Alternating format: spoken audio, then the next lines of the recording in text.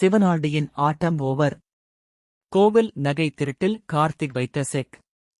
1 August 2026 episode. Karthigai Deepam சீரியலில் கோவில் நகை திருடு போனதை அடுத்து கார்த்திக் சிசிடிவி மூலம் திருடர்களை கையும் களவுமாக சிக்க வைத்துள்ளார். ஜி தமிழ் தொலைக்காட்சியில் ஒளிபரப்பாகி வரும் கார்த்திகை தீபம் சீரியல் அடுத்தடுத்து எதிர்பாராத திருப்பங்களால் ரசிகர்களை தொடர்ந்து கவர்ந்து வருகிறது. இன்றைய எபிசோடில் காதல், சதி, அதிரடி என பல முக்கிய சம்பவங்கள் அரங்கேறவுள்ளன. எபிசோடின் தொடக்கத்தில் ரேவதி தனது கையால் சமைத்த உணவுகளை கார்த்திக்கு பரிமாறுகிறார். இருவரும் மகிழ்ச்சியாக உரையாடியபடி ஒருவருக்கொருவர் உணவு ஊட்டிக் கொள்வதால் அவர்களது உறவு மேலும் நெருக்கமாகிறது. இந்த ரொமாண்டிக் தருணங்கள் ரசிகர்களுக்கு விருந்தாக அமைகின்றன. இதற்கிடையில் மறுபுறம் கோவிலில் பெரிய சதித்திட்டம் செயல்படுத்தப்படுகிறது.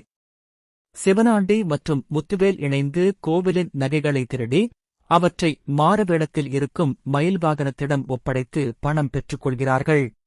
திட்டம் வெற்றிகரமாக முடிந்துவிட்டதாக அவர்கள் நினைக்கும் நேரத்தில் எதிர்பாராத திருப்பம் ஏற்படுகிறது. அடுத்த நாள் கோவிலில் நகைகள் மாயமானது தெரியவர ஊர் மக்கள் அதிர்ச்சியடைகிறார்கள்.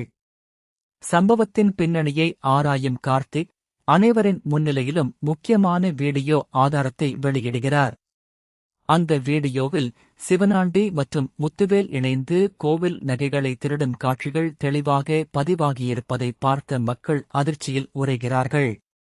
இதனால் இருவரின் சதியும் அம்பலமாகிறது. உண்மை வெளிவந்ததும் ஆத்திரமடைந்த ஊர் மக்கள் சிவனாண்டி மற்றும் முத்துவேலுக்கு கடுமையான தண்டனை வழங்க முடிவு செய்கிறார்கள். தங்களது திட்டம் முற்றிலும் தோல்வியடைந்ததை உணர்ந்த இருவரும் செய்வதறியாமல் திகைத்துப் போய் நிற்கின்றனர்.